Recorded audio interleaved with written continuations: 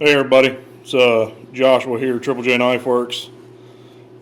Just going to do a knife sharpening demonstration for you. This is just a Wusthof knife that got left to me by a customer. Handle was broke off on it, they wanted me to rehandle it, and I just told them it really wasn't worth rehandling. So, anyway. The whole point of this is to just show you how you go from a really, really dull knife, which it's already really, really dull. I mean, it doesn't even have an edge, guys. There just isn't one here. But just to further my point, good old file, and yeah, it's dead. Okay. So I'm going to show you how quickly you can sharpen a knife if you use a setup kind of like mine. My setup here is just a Harbor Freight 1x30, which Harbor Freight isn't the best for most things, but for some things they're not bad.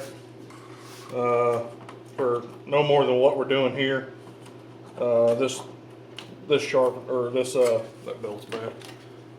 This grinder isn't bad at all.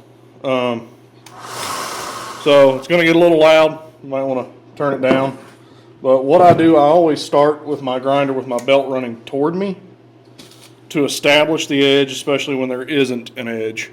So let's get started with the first belt. First belt I'm using is 120 grit, just regular aluminum oxide.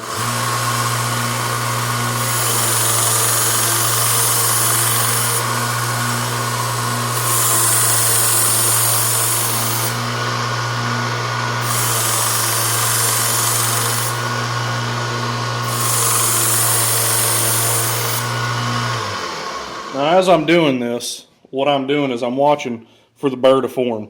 You got to have good light shining down on your blade, and as you're doing it, you can watch right here on the edge. You'll see a little white line pop up, and where you can see the white, the burr's established. Where you can't, the burr isn't there. So you want to establish your edge first. As you can see, we're getting there. We're not there as of yet. So I'm just going to keep alternating sides till I get the burr across all the way on both sides. As far as angle to hold it at, that just depends on the knife and what the purpose of the knife is. For most blades, you're looking at a 20 to a 25 degree. I have muscle memory of where that is, so I'm going to continue, and then we'll move to the next step.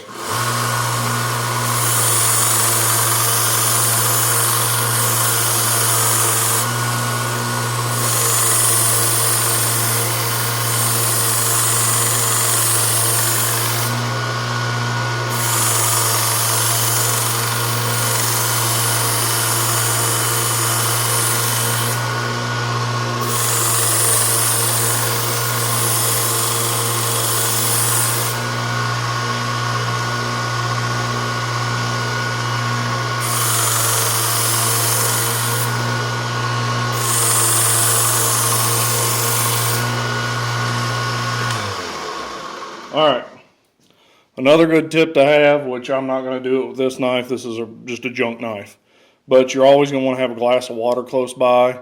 That way you can dunk the blade every once in a while and not let the blade get too hot. As you can see, I can still hold this blade. It's not, it's not burning up to where I can't hold it, but you don't want to let it get any higher than its temper, which most knives, depending on the steel, are going to be tempered, anywhere from 400 to 1,000 degrees. So you're going to always want to keep it below its temper. And a good rule of thumb is if you can hold it, then you're not going to ruin its temper. If you can't hold it, then you're approaching the area where it's going to mess the temper up on the blade and you'll ruin your steel. From there, depending on the blade what I'm sharpening, I'm either going to go with a fine or I'm going to go with a coarse. In this case, we're doing a kitchen knife. I would go coarse. This is an A45 Trizac gator belt. A45 Trizac gators around 400 grit. So that's what I'm going to take it to next. As you can see, I've spun the grinder around. It's now facing me. What that's going to do is pull it away from me and convex the edge. So I'm going to go ahead and go to that step.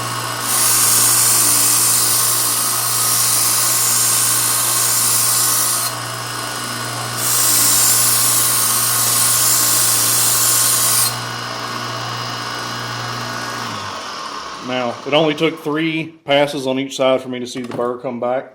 Usually it's not going to take much, especially on one of these. So what you're going to do next is you're going to go to your polishing. And for that I use felt belts with polishing compound, depending on what I need to do. For example, this one has the green polishing compound on it. And I'm just going to go ahead and polish the edge, and then we'll go to the paper cut test.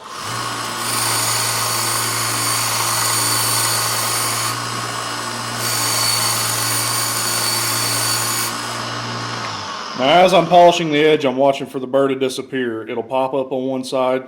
The actual polishing compound will pull it away, and it'll get rid of the burr completely.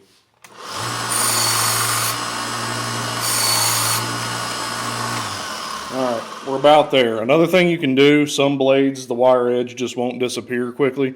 You can draw it through a piece of wood twice, and that's going to pull the rest of the burr off. This knife is now very, very sharp.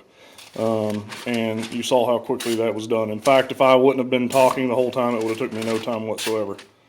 But that's how I sharpen majority of kitchen knives around here. High-end pocket knives and stuff, we do have the wicked edge, and we will use the wicked edge for stuff like that. But I just want to do a quick sharpening demonstration, kind of show you my method for the majority of blades that I sharpen. And you know, there's many ways to do it. This is the way we do ours, especially the knives that we make here at TJK. We're going to go ahead and put a convex edge on them. It's going to last longer. So you guys have a good day, stay sharp, and we'll see you next time.